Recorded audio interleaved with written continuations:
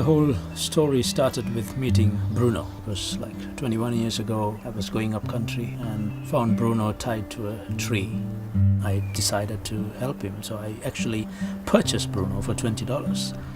And I ended up looking after 8 chimpanzees in my house. So I turned around from my career being an accountant and became the founder of Tacugama Chimpanzee Sanctuary.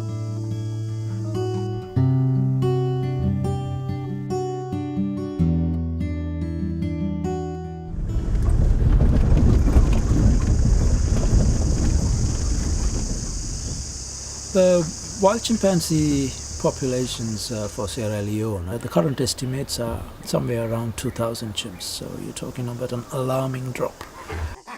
The bushmeat problem is still going on, and the byproduct is always a baby. Most of them are torn away from their mothers, mother being shot or the group being wiped out. So when they arrive at the sanctuary, they come with a lot of physical and mental scar, and we need to spend a lot of time to rehabilitate them and give them that love.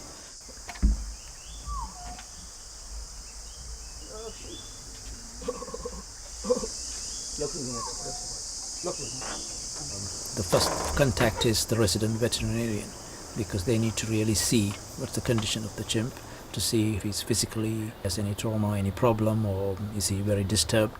Some of them, they don't even know to climb a tree. Should be.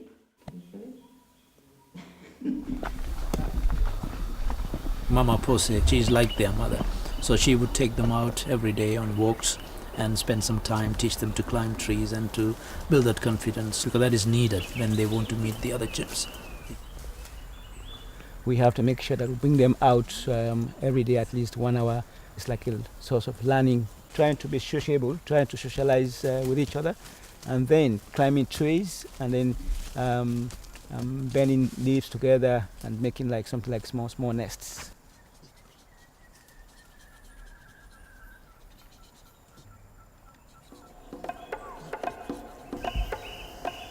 Here now we have about 11 chimps, and they are about between the ages of 6, 7 to 9 years old.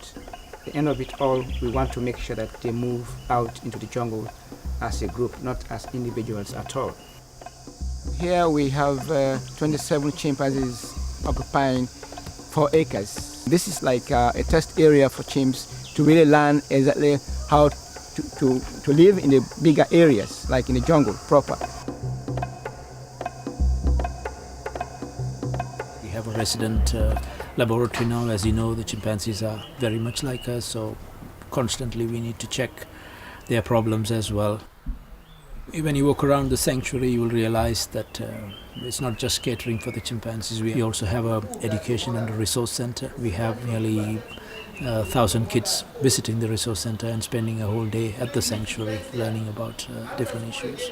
At the age of 5, 6 years, baby chimps begin to go away from their mothers. These are all mainly rural schools. They are very near to the forest reserve. Their livelihoods, in a way, depends on using some of these forest products. So we use the chimpanzee project. Also, we are addressing other issues. We're getting somewhere around 2,000 people every year visiting. Most of the decision makers in the government circles, they are given the opportunity and encouraged to come here. We have also started some sort of an ecotourism venture by building 3 lodges at the sanctuary, and that provides employment for the local people. The fundamental problem is always the resources.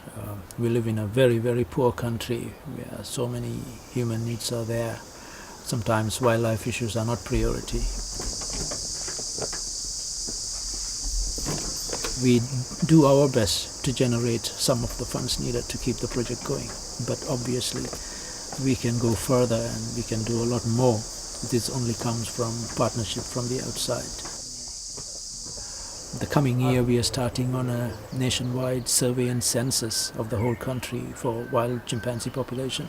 We need to find ways and means to protect these areas. Also, we will get this information regarding chimp habitats where reintroduction is possible, where some of the chimpanzees can be rehabilitated back to the wild.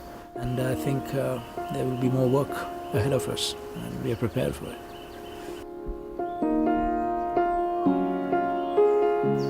chimpanzees belong to the forest, and anything affecting the forest affects the chimpanzees.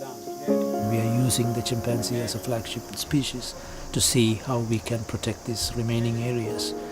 I think our main overall aim and goal would be making the government and the people to realize these conservation issues and to protect the natural habitats of Sierra Leone and the wildlife within for the future.